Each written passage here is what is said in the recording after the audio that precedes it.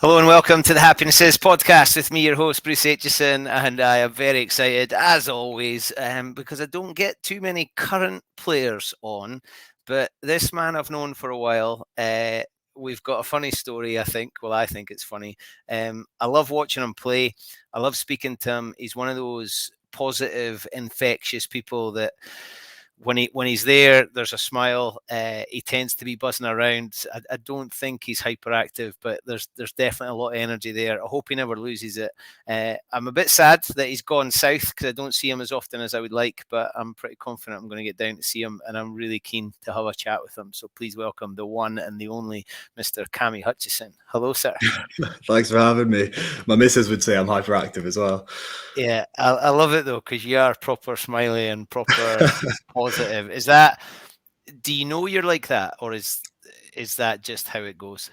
I think I do know I'm like that. I try and bring energy in any way I can. I'm a bit of a wind-up merchant, to be honest. So I'm always looking for a nibble out of someone. I'm always looking to get a bite if I can, whether it's my mum and my dad or whether it's one of the coaches at training. Like I'll always just be throwing a wee rod out there and seeing if I get a bite. I like that you didn't go with fellow players there. You go my mum, my dad, or a coach. That's just like end of the spectrum, one end of the spectrum to the other. Players and friends sit in the middle of that, but it's literally anyone I'll look to try and wind up.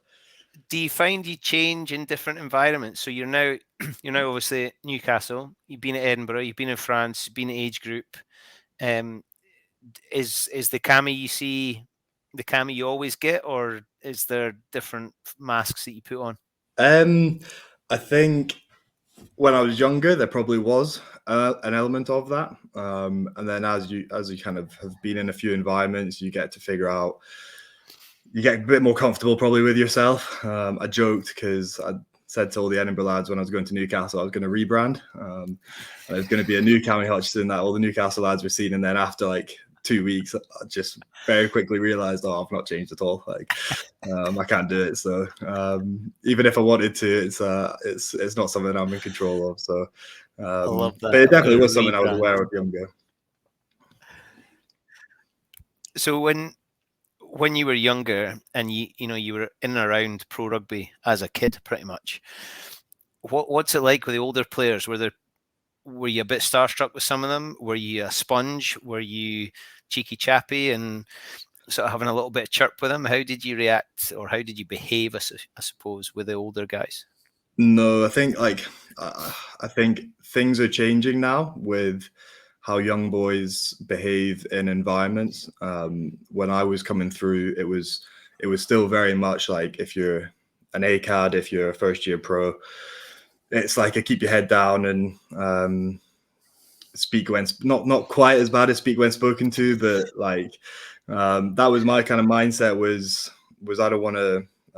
I remember the thing I was most nervous about when I was first coming into Edinburgh was parking in someone's space and sitting in the wrong seat in the changing room. Yeah, sitting in the wrong seat. It's those little things that you don't want to step on anyone's toes. You don't want to start on the wrong foot with anyone, and until you're in that environment and you're a little bit more comfortable, then you can start testing the waters a little bit and having a bit of crack and see if it's well received or not. And then some people are a bit more open to it than others, which is just kind of human nature. And I was lucky because I had like Darcy and Crosby and Chico and a lot of lads who I played 20s with, Hodgie, at Edinburgh. So I still had a group that I could be like myself and really comfortable with. But then there obviously, you get starstruck with the caliber of player at a club like that when you're so young and first going into the environment. So like there was probably quite a few of them I didn't speak to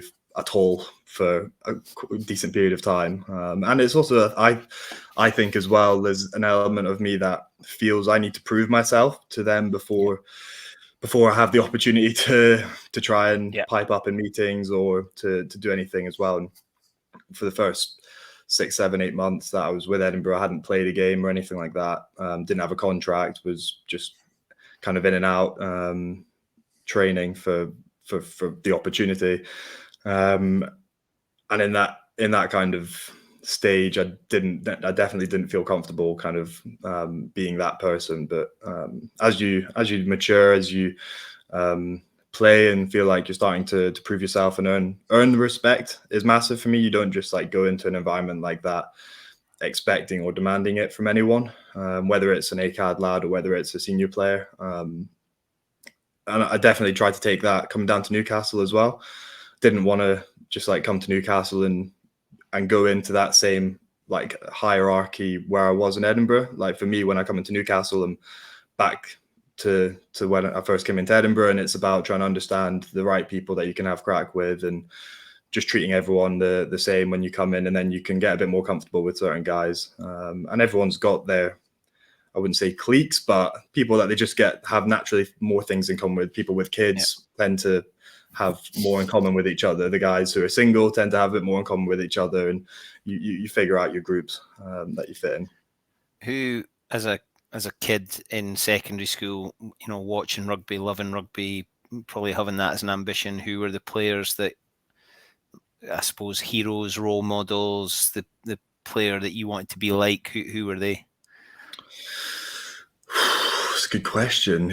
Well, I mean, obviously I grew up with like the Man Nonu and Sonny Bill kind of centre combination, which dominated rugby for so long. And then kind of in the Edinburgh setup, I remember I was really lucky. I had the opportunity when I was still at high school. I was kind of, it was back when it was a different setup with the academy system, and I managed to go in and train with Scotland for during Six Nations for a couple of days across the tournament kind of thing. And it was pretty cool, like being a schoolboy, having to say to my PE teacher, like, oh, do you mind if I like miss this afternoon because like Scotland have said they need like numbers just to purely hold a pad, and go in and just like be an extra number. And getting like the permission to be able to go and do that was very special. I remember being in that environment, and it was at the time that Greg Laidlaw was captain, and I'd never seen leadership like that before. Just the way that he spoke, it was so confident. He never hesitated. He never stuttered, and he wasn't necessarily the voice that was always going, but when he spoke, it was really impactful. And again, like I never spoke to him at all in that environment. I think the only time anyone spoke to me was, this is awful actually, this is so bad. I'd gone in, and at the time, like I didn't have any kit or anything like that. The academy didn't give you out any kit, so I still had a boot bag, which was a Gregor Townsend rugby academy that I went to when I was in primary school. And so that was my boot bag that I took to school. So I always sat in the changing rooms, and I remember Stuart Hogg just looked over at me, and like I was just sat in the corner, I think it was me and Ben Appleson just minding our own business. And Stuart Hogg looked at me. It was like, what the fuck is that? And then he like asked me to chuck it over to him, and he was showing it to all the boys, and I was just like, oh, I don't know whether he's like laughing at me or like with me. I was like, fuck. So yeah, that was something. Class. Greg, I think everybody loves Greg. What did it just feel like there was a presence?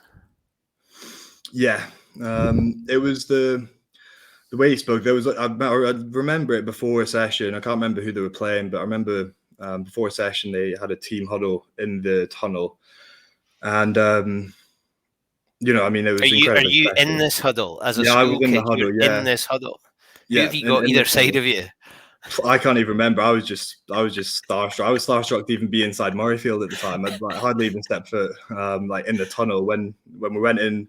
When I was at school, it was like changing rooms in the refs' changing room. You weren't allowed into like any further out. So, and I remember Greg saying about, like when you pull on the jersey, you're representing everyone who's pulled it on before you, and you never know the last time that you put it on.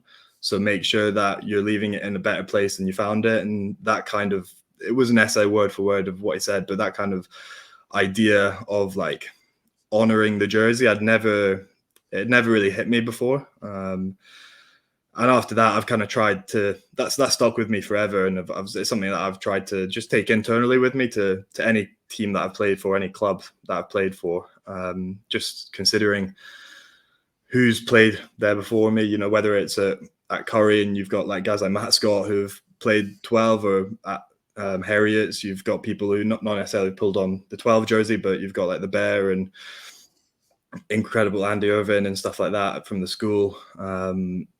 So there's always people before you that have, like, I mean, you talk about Newcastle, you look at Johnny Wilkinson, and it's just about remembering that and respecting that as well, and realizing the privilege that you've got to do that. And after that experience, you've been a captain, you've been a leader. How do your speeches compare? I've definitely copied it word for word. Like, quite right. Yeah. So I think at Scotland under-18s, it was in bad luck for Matt Vegas, and he was the captain of that team. And in our warm-up game against England, he I think ruptured tendon in his finger, so he couldn't come to the tournament. So, I was quite aware that I wasn't necessarily first choice, but it was a role that I was really happy to take on. And it was, I think, probably the idea of not needing to be like the last word or the loudest voice is one that stuck with me. Some of the best leaders that I've come across do very little talking and do all their leading with the actions on the pitch. I wouldn't say I'm quite that extent, but I try and find like a balance in between that. And I just try and be pretty consistent. Like I remember when I've been made captain in the past, whether it was 18s, 19s or 20s for a warm-up game, just do it. The best thing I can do is my job. And don't try and bear too much responsibility, because then you end up not actually putting the best version of yourself on the pitch, which is realistically the best way to help any team. And that leadership bit, do you like that? Do you see that in your future? Is it just one of those things that you have to wait and see? Yeah, I mean, it's not something that I will actively chase, but it's something that I'm comfortable with if given that responsibility. It's at Edinburgh, it was being a part of the defence leadership group, for example, which again, like when you go into that room and you look around you and it's Jamie Ritchie, Hamish Watson, Crosby, Maggie, Dino, like just the caliber of player is just crazy. And I remember just kind of sitting there for the first while and just trying to take it all in and contribute where I could. And then you just build confidence with it. And I've been really fortunate to have been in that Edinburgh environment where it is just like surrounded by not just club captains, but international captains as well. So you get to learn off some of the guys that are leading at the top level in international rugby, which is really, really lucky. It's not something everyone gets. You're a student of the game. Can you see yourself, maybe I'm looking too far into the future of the crystal ball here, but can you see yourself coaching and being involved in the game when you stop playing? No. I think it would be, I mean, I've seen how demanding it is on coaches. I don't know if I'm even cut out for that, to be honest. I love the game. I've actually had a bit of experience coaching school rugby. So I did some coaching at George Heriot's, which is the school I ended my high school at. So I really enjoyed that. I could maybe see myself doing some school level director of rugby, PE, and then just jumping in on the rugby kind of thing. But I think the professional game would probably be too much for me, if I'm being totally honest, at this point in time, at least, the way I see it. You'd be ideal for that role with your energy and enthusiasm, and then the experience that you're gathering up. I think you'd be class at that. I'm going to rewind. You've got some contacts. Yeah, well, yeah, I certainly have. I want to rewind the tape a little bit, because you moved up from England to just outside Edinburgh, and North Berwick has got a ridiculous pipeline of players that have come out of there to different levels, different clubs, but still producing players. Rugby plays a big part in the town and in its culture. But it's not just a rugby town. It's not like a town in the Borders where rugby's the sort of number one priority. What else did you do? What other activities were you involved in? I get the feeling somebody with your energy as a kid, you'd have been an absolute pest. So I'm guessing you did everything. Yeah, yeah, you're spot on. It was, I mean, I'll try and list some of it was tennis, taekwondo, basketball, football, rugby, kayaking, golf, swimming. Don't know if I've said that. So what was it that made rugby king? I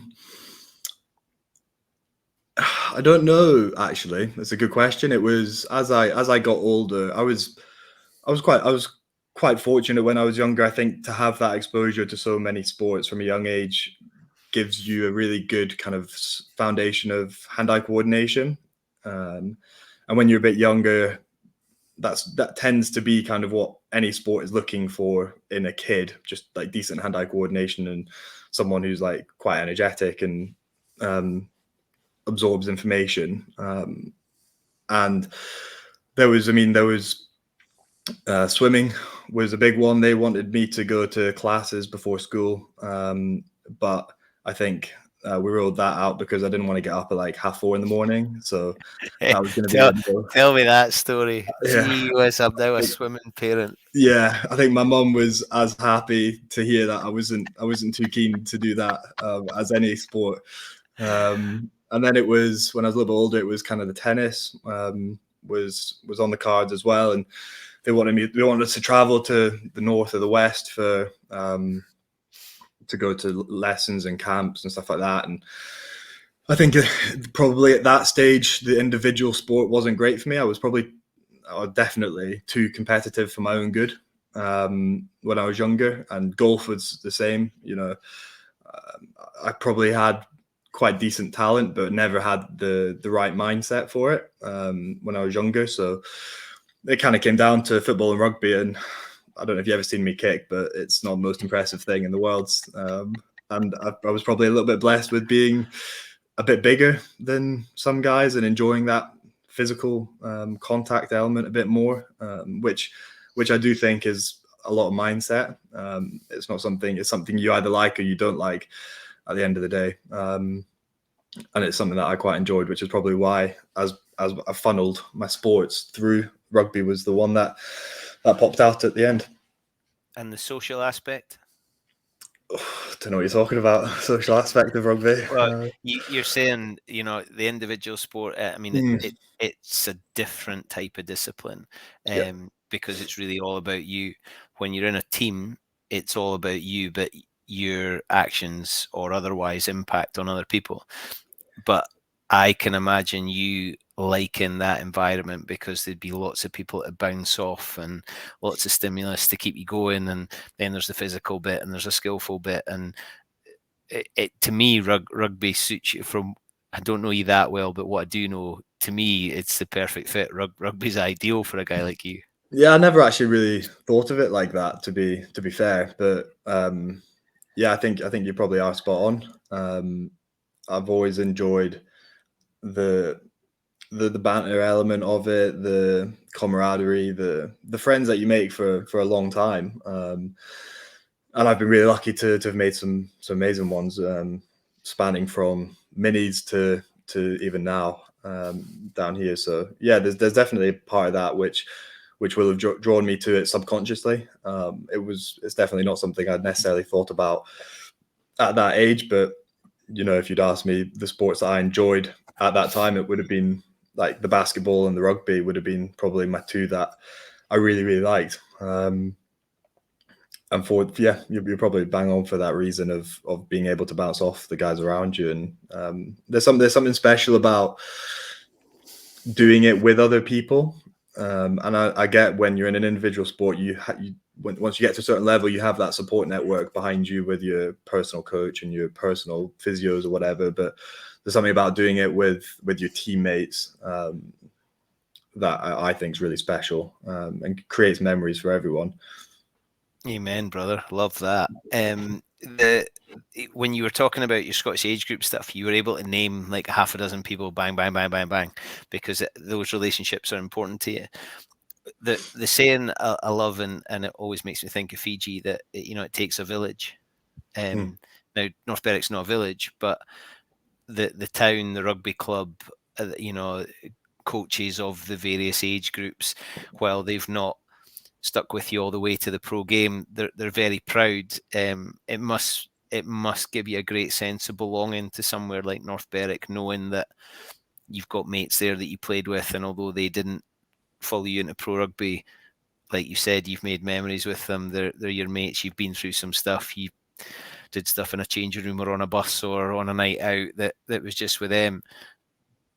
How do you bottle that, and how do you use that to recruit people into the game? Because obviously it's an issue. Even North Berwick, there's certain age groups where they're struggling to get enough kids to go. How would you sell the game if you were to be asked to come back to North Berwick High School or North Berwick Rugby Club, or stand up in the outside the chippy and make a speech about what makes rugby important, why your kids should play it, or if you're speaking to kids in a school, why should you play rugby? What would be your sales pitch? It's a hard one. I think at that age, I think it's all about just having fun and embracing the outside, embracing learning discipline, learning the ability to be committed to something. See, it's not you turn up once and that's it. You've got to be committed. You've got to go to training on Tuesday, Thursdays, to play on a Saturday. You've got to have the discipline to enjoy doing that, to look after yourself. As you get up in the ranks and the high level you play, the discipline becomes even more important, because that can be your 1%ers. So that a lot of what you're saying there, like as a parent, I'm going, right, that's the game for me. Yeah. Like I'm going to get my kid in there. How are you going to convince a kid that discipline and turning up and it not being an instant hit is important? Yeah, it's a good question. Because I reckon you've got the ability to do this, and you've got the experience to do it, and maybe no one's ever put you on the spot like I've just done, which I kind of apologise for, but actually no, it's okay. I reckon Cammy Hutchinson would be, if kids got to know you, they'd go, hang on, I'd quite like to be like that. That's why I said before, if you went into school, I think you'd be amazing at that role. But it's getting harder to get kids to realise those things that you've said, discipline, commitment. We know they're good things, but that I'm not sure that's how to sell it to kid. You said fun was your very first thing. How do we sell that instant hit of fun for rugby? To be honest, like for me, like when I've been coaching like primary school kids at Harriet's, I honestly don't give a toss about any of the rugby that they're doing. Like, it is purely just about running around, exercise, outside, and if it's raining, let's get muddy. Like, who can get the muddiest? Like, rolling, it's a ball, kick it around with your friends. Now you're not making parents happy. It's organised. Yeah. The last answer, parents are going, he's our guy. Now they're going, who's this joker? Put 2 clips in, one for the parents, one for the kids. And like, to be honest, like the way I would describe it is organised chaos. But that's like the frustrations that I've found when I think that kids switch off, and I think that you lose a kid from the sport, is when you become too specific about the actual sport itself and try and put too much detail on it. And then that's not what you want at between the ages of 6 and 13 and 14. Like, it doesn't matter if you can like chop and jackal on a ball or like counter rucking. It's purely just like those things come later. It's just about having fun and embracing like the outdoors, sometimes it's embracing like the pain element of it, like having that contact, but knowing that you've achieved something as well. Like, there's nothing better than walking off a pitch after winning, being a bit sore from it, knowing that you've contributed to that. See, and I want you to go on coaching courses and tell people that are getting defensive lines and coming up with calls. And like, now I want you to go and speak to those people. I'm not a believer. I'm not so far that way that I don't think it's, winning's not important and stuff like that. I definitely think winning's important, and there has to be like that competitive spirit within children for them to have the drive to take it further. But it's not all about winning. Like sometimes, I mean, Newcastle are doing it at the minute. We're in that rut where we're not doing much winning. So how do we get anything out of it, or how are we looking at ourselves to find positives in something? And it's not that you can for me, you can never accept being happy with losing. But sometimes, if you're not winning, what are you getting out of it? I love that. Gee whiz, spoken like a true Scottish rugby supporter. yeah, we know it well. So the other thing that I love, that energy and enthusiasm you've got, I'm interested to hear. So right, you're going to France. That's a big old challenge, especially so young. Were you told that's where you're going, or was that would you like to go? How did the French bit come around? So I remember, that came actually quite late. I'd played 20s in 2017, so I played in the Six Nations and I did my ACL. And we knew going into the Six Nations that I needed a shoulder reconstruction. We'd seen the consultant. I missed the game against the Club 15 because I was seeing the consultant that evening. And she'd said, you need an operation on your shoulder. We said, well, can we play with it? She said, yeah. Like the worst thing that's going to happen is your shoulder's going to dislocate and you need the operation. And then 4 weeks later, my ACL went. So then I needed a double operation. I'd just come back from that. And I was really lucky that the academy stuck with me for that following season, because it would have been really easy at that point to patch me off. Because, that was the 12 months of that contract written off effectively. So I was really lucky that they stuck with me and gave me that contract for another year. And then it was in about April time, I was starting to come back to fitness. I think my first rugby back was Melrose Sevens. And then it was maybe in April when the World Cup was happening, end of May, early June. In April, got called into I remember going to the car, and then Bevy, the academy manager, phoned me and asked me to come back in. And he'd said that my name had been on a short list of names for people that wanted to go to France. And they'd said, like, it's not going to be forced upon you. If you want to go, this is an opportunity that we feel you could do well in, and a life opportunity for you as well. And to be honest, I was pretty open from the start. It was something that I was really happy with. I know one of the other lads, Hamish Bain, he was in with Edinburgh at the time, and took a bit more convincing to go. So I was just more looking just to enjoy my rugby again and get back to playing, because I'd missed it so much in that time that I was out with my ACL on my shoulder. So it was an opportunity that I was really open to. Obviously, it didn't necessarily go how I'd hoped it would have gone. But yeah, I was pretty open to it from the start, and it was something that they just offered. And what does it look like? You pack a bag, and what does it look like when you get there? You get picked up by the club. You're, speaking in French. How does it work? I mean, I genuinely have no clue what this thing could look like. If you're going to a top 14 team, there's likely players there from various different countries. There'll be a bit of English language. You're likely in a town that's used to having English speaking rugby players swanning around, but this is not the sort of the big show. So it's an opportunity for you to go and develop. And I think you put it brilliantly. It wasn't just rugby; it was a life chance. And to me, I think, whether people agree or not, I think it's a great opportunity for young players to go and see something else. Yeah.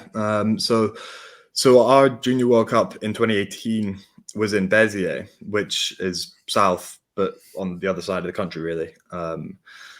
And Andy Boyd was kind of in charge of coordinating the program, and he'd come out to Junior World Cup, and we drove on an off day that we had while I was at the World Cup. We drove from Béziers to Nice, which I think was about 5 or 6 hours, and the plan was for us to drive there, and then I would get the train back.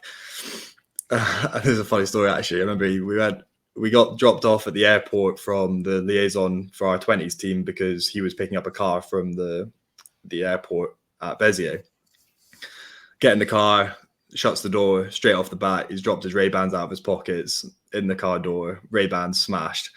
So that's a great way to start like a car journey for 4 to 5 hours. 4 to 6 hours with a guy like I'd met a couple of times, but didn't know him too well. And he took me to Nice, and we met the coach, which was a Georgian called David Bogashvili.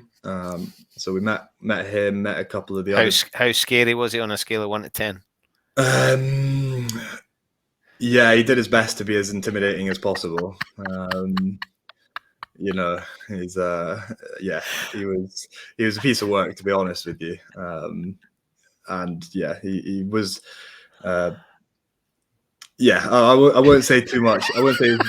You could probably say how I'm trying to be quite political here and how I approach describing him, but I was prepared at least because the previous year I'd done 20s with Josh Henderson and Bruce Flockhart, who had been out there the year before me, so I'd had a bit of a pre-warning going into it what to expect. But anyway, went to Nice and met them and looked around the facilities, and there was a gym getting built, and it looked like a really good facility that they were building.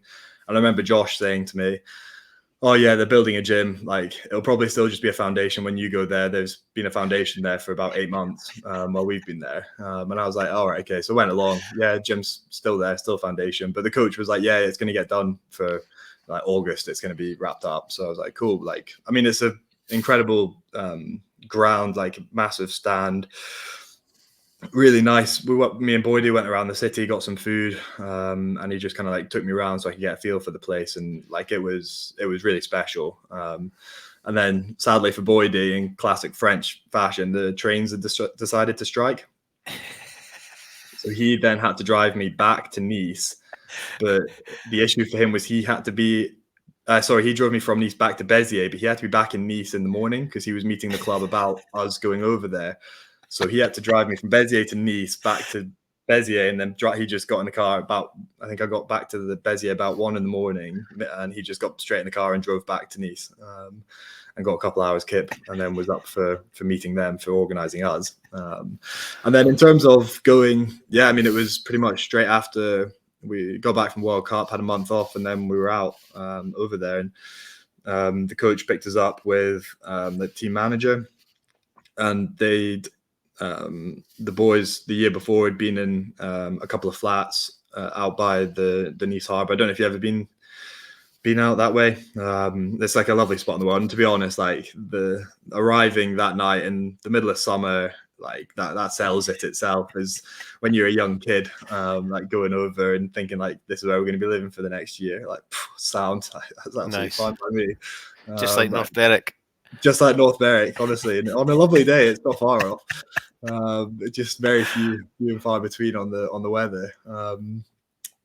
But yeah, no, went over and we were staying in those same accommodation. There was 4 young boys that went over with us and two kind of older lads. So the older lads were going out with partners, and they kind of got their own places with their partners. And the Scottish Rugby Union had put us up in the accommodation that we were in as well, which was some really nice flats just out by the harbour.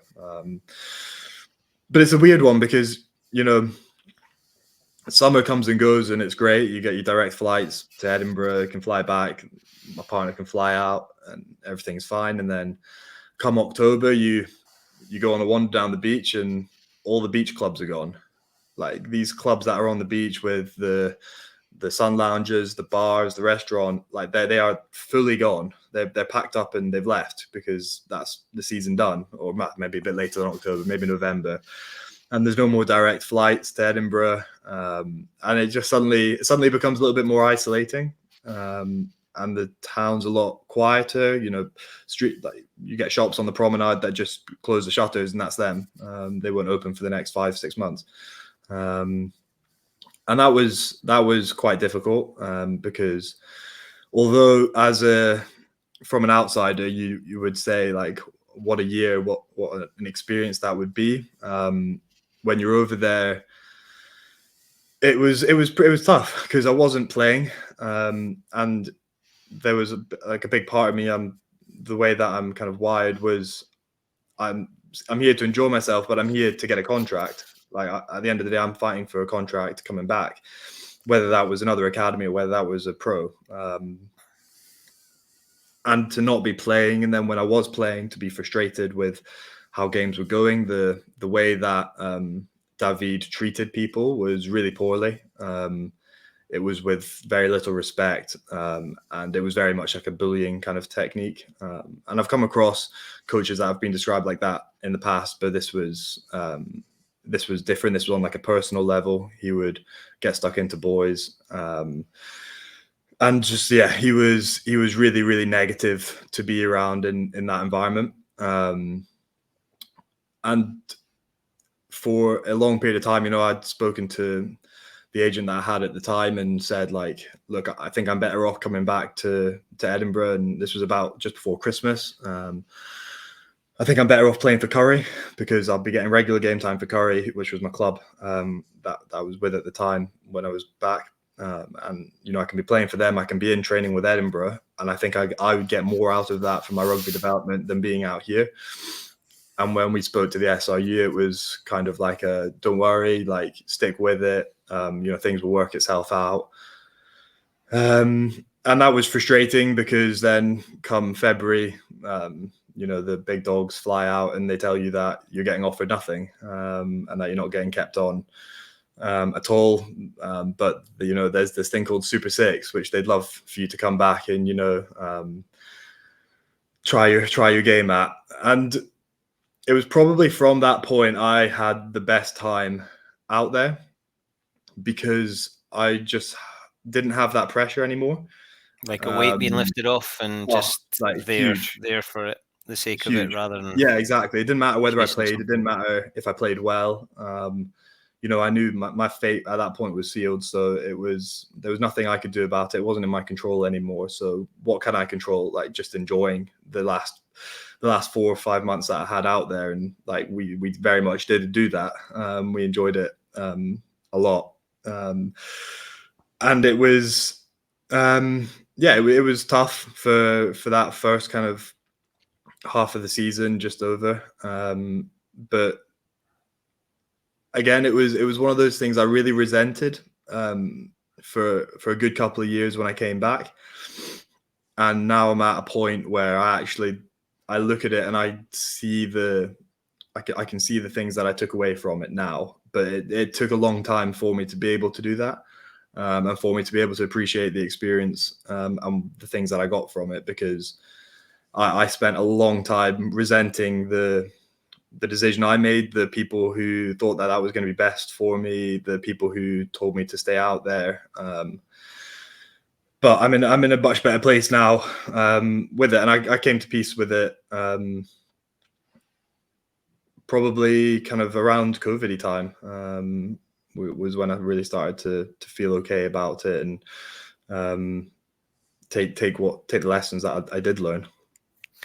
And you learn a lot. I'm not one of those people that say you learn more in defeat or hardship than in good times, because I don't agree with that. I think you can learn in any of those situations. But you've said it took you time. You've reflected on it, and you went through it. It sounds like largely on your own. And you're pretty well grounded, very honest as far as I'm aware, both in your actions and your words. Another kid going out there could have found that tough. What would they need? Because there's obviously there's a situation we've got at the moment where we're not always sure what's going on. Yeah. And some players would have found that really tough. We hear a lot about Pacific Islanders who end up in European clubs, and you know, if they're treated like that, they find that really difficult. Yep. where do you think that lies? Is it with the agent? Is it with the player? Is it with the club? Should clubs employ mental health practitioners, almost like guidance teachers? You probably needed something, but because of who you are, you coped. I know it was tough, but you coped. But others would have found that more challenging. Yeah, and like I was really lucky. I felt at times like totally isolated, and I was lucky because my parents are incredibly supportive. My brother, my partner, but there were definitely times out there where I wouldn't even realize I was doing it, but I was just isolating myself because of how unhappy I was. Yeah.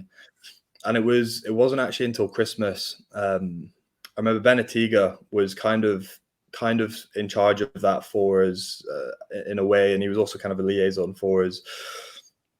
And he'd put a message in our group chat saying, "Hi lads, just looking to catch up with everyone. When you're coming back over Christmas and stuff like that, we'll give calls and we'll just have like a short catch up." And all the other lads got a call from him, and then he'd messaged me and said, "Hi mate, you around for a coffee?" This is when I was back in Edinburgh over Christmas, and I'd said, "Yeah, sure." Like almost a bit like, "Oh, why do I have to go for a coffee?" And everyone else just had like the quick phone call. And it was when we went for a coffee, he said, "I just wanted to like catch up face to face because when I'd spoken to the other boys on the phone, they'd all been really concerned about you." Okay. And that was hard. It was hard to hear. That's interesting because it would probably be noticeable. Someone like yourself that's full of energy, so they've obviously noticed something. And you've said you had a network there. Yeah, but you found that sorry, challenging. It's weird getting emotional about it. I think it's just because it's not my nature. Like, But they obviously saw that. But like you say, you probably weren't aware, and that's common. People are not aware, and it sometimes takes that external.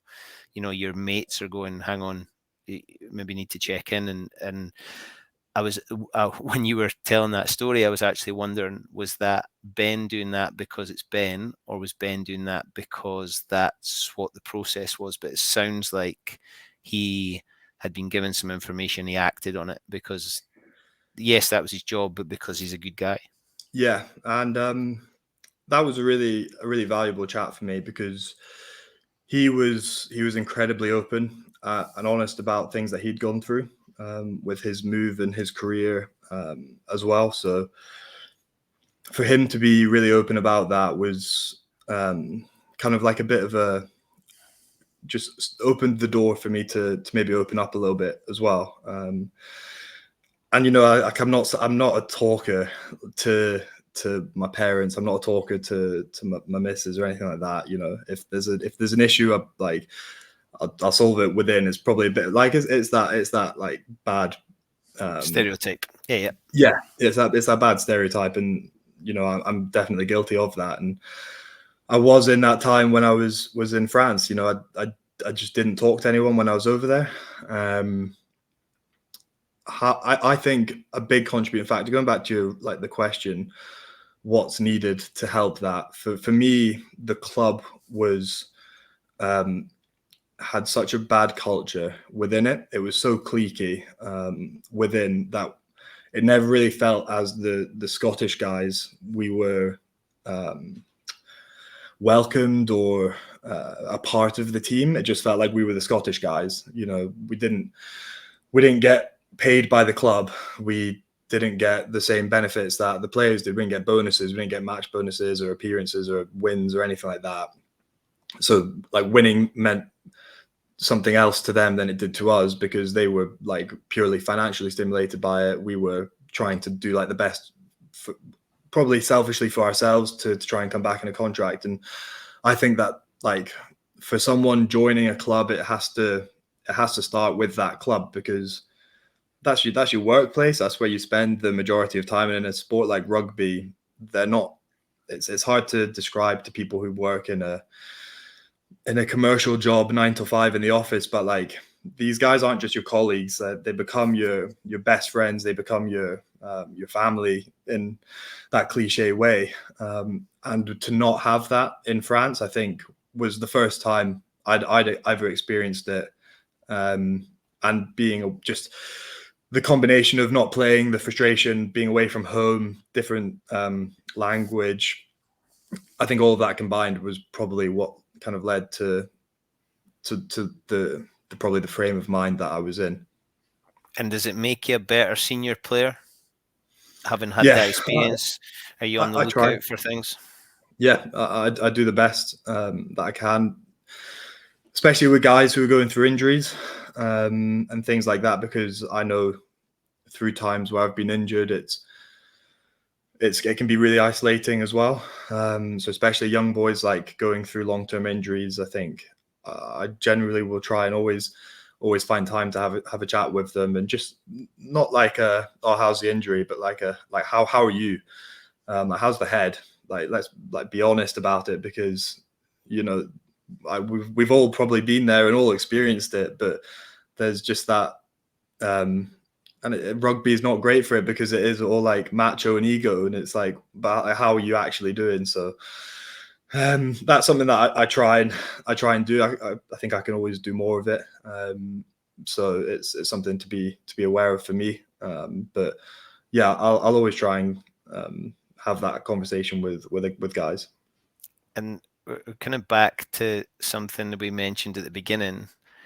We've spoken for 45 minutes ish, and we've not spoken about catching or passing or covering a breakdown, or what we've spoken about are people and relationships. And right at the beginning, I asked you about rugby and seeing it as a social thing. What you've just mentioned there is entirely social and building relationships. And those are the things that I think make our game so special. You then come back and, you had to go through almost proving yourself, I think, or showing that you still had the desire. When you then get to that point of playing for Edinburgh at the time, I thought playing well. I thought you had a level of consistency that you knew what you were going to get. You then score quite a significant try. It's a cool thing, and I'm lucky with the stuff I do at Edinburgh, because I get to see some of this stuff firsthand. You and I and Darcy did a nice Q&A that we enjoyed. Darcy was half gassed, but we had a good old time. But when I see somebody like you score, I feel like, we're cheering because Edinburgh scored a try, but there was a huge amount of emotion in that, because Cammy's a good guy. Like, there was the cheer because it was a try, but I feel like there was something else because it was Cammy, and Edinburgh's now developed that. The players are, their personalities, they have a sense of belonging. Did you feel that? Did you feel you were celebrated for just being Cammy? Yeah. Or you might not have been conscious of it at all. That's just me. I feel like there was a bit of an Edinburgh loyalty to a guy like you, from the area, played in the clubs, had to graft and get there. So there's almost like it wasn't handed to you, and I think people give you quite a lot of credit for that. Or I think, I think what I've been really lucky to have is a bit more perspective, because I've been, like, when France ended and I was coming back, I had no intention of playing Super 6. I was going to go back to uni and play uni rugby, and that was me. Like, I had no ambition of, I didn't want to be full-time rugby. I didn't want to be a pro. And then I was just kind of approached by the Super 6 teams. And that was really nice, because it was like, oh, maybe like someone does want me in the sport. And then you obviously get playing again, the competitive juices get going, and I was playing, but not chasing a contract. I was just playing because it was just happy. Heriots had like similar to Curry and North Berwick, like an incredible club culture, an incredible team behind the scenes. It was a place where you could just go and just be comfortable instantly. And I was really lucky to have that, and I think that's what brought me back to a level where I could come back into the pro game, because.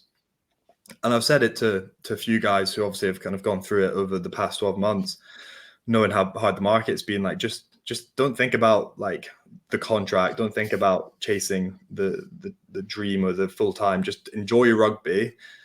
And like first and foremost, if you enjoy it, like I promise you, like the performances come. And then with like when I joined Edinburgh, it was obviously I think I always felt really blessed to be in a position of where I was really aware that like you're I mean, I'm maybe a role model to a few kids. I'm not like a Darcy where I'm a role model to thousands, or a Scooey where like you're a role model to thousands, but you try and have an impact every time you have an interaction with someone.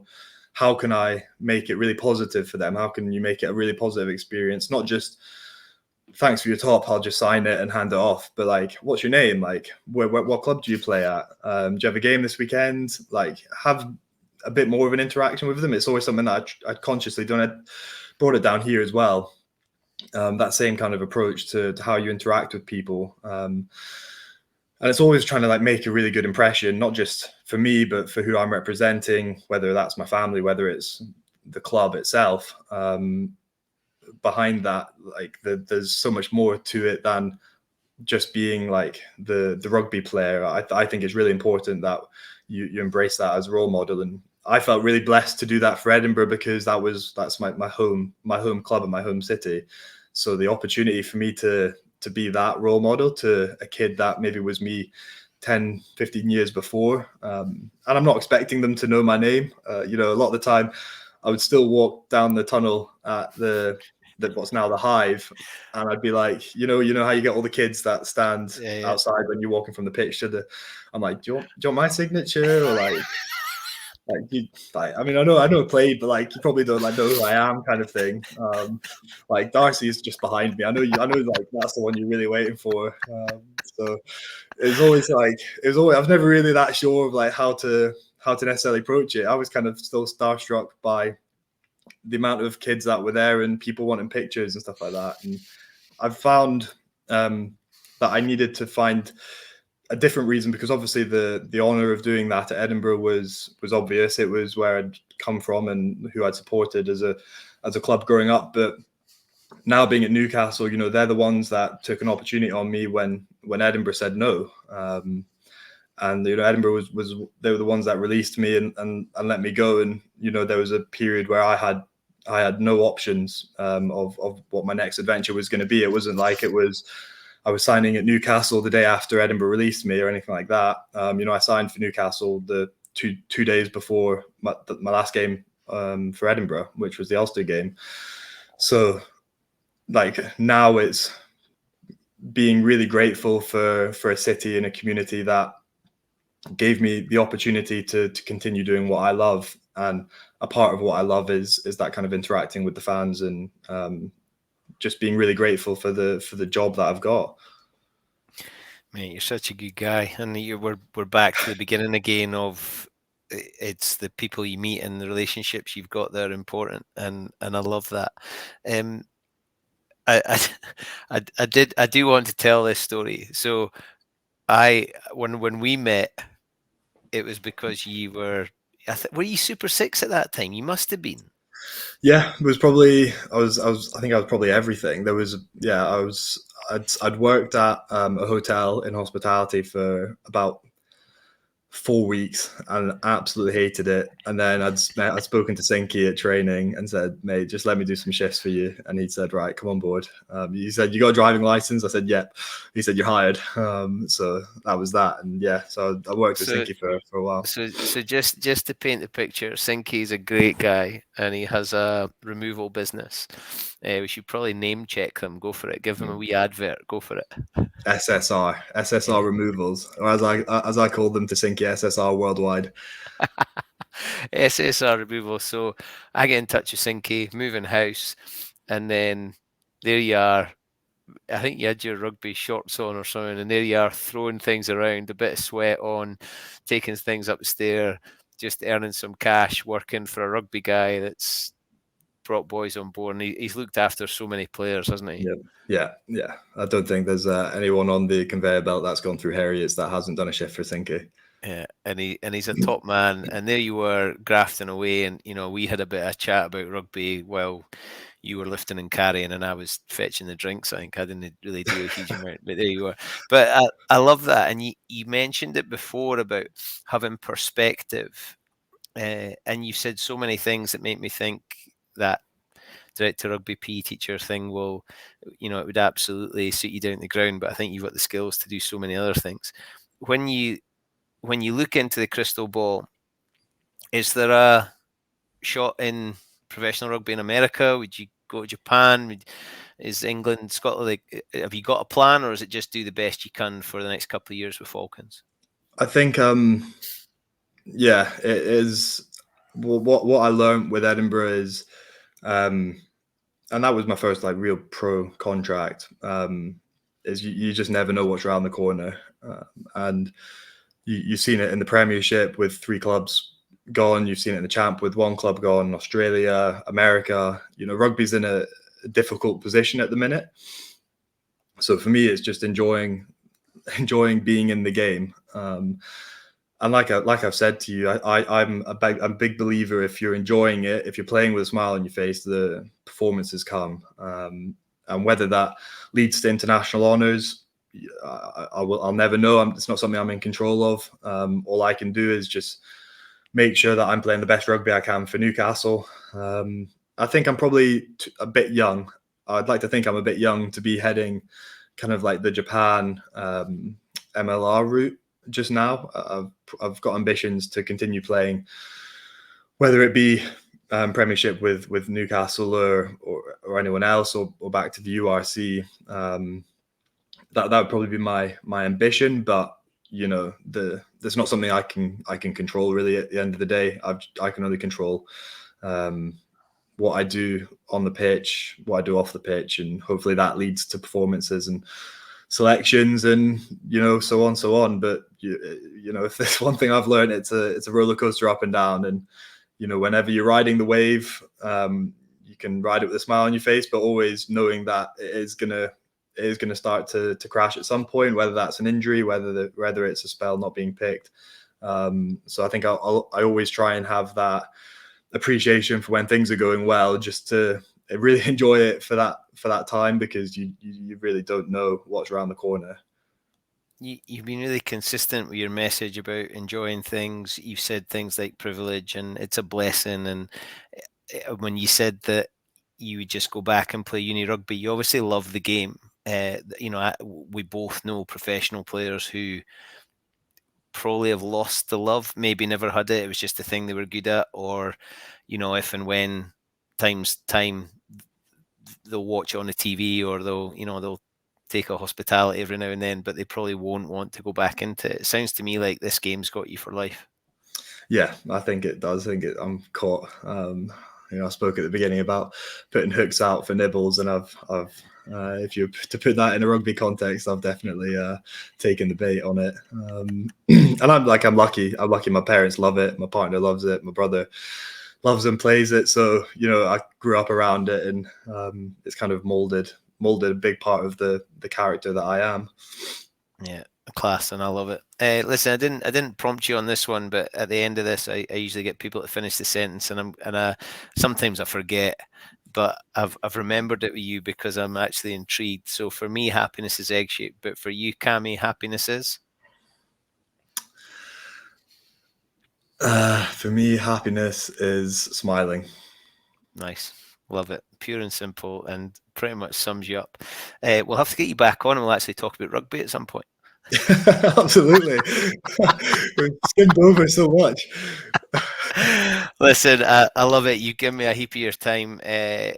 You've got that infectious thing. I just love you. You're full of positivity. I hope it goes well at Falcons. The Europe was good for you. I hope it translates into other things. But I hope you keep enjoying it and keep in touch, and hopefully you'll be back. No, absolutely. Thanks very much. I appreciate you having me on. Cheers, mate. See you soon. See ya. Gotta love them. There's so much in there. Jeez, we went down some rabbit holes, but I liked it. I liked it a lot, and he's got me smiling even more than nonsense, because, like he said, happiness is smiling. Smiling's my favorite. You can watch on YouTube and Facebook. You can subscribe on Apple, Acast, Spotify, all over the place, wherever you get your pods. And remember, we're the second best rugby podcast in the world. Believe that one or not. I've absolutely loved it speaking to Cammy Hutchinson. I'm looking forward to seeing him again sometime soon. And hopefully I'll see you somewhere, Clubhouse, Touchline, Murrayfield. Who knows? But hopefully we'll enjoy it whenever we do. My name is Bruce Hutchinson from the Happiness Is podcast. And my happiness is egg-shaped. See you all again very, very soon.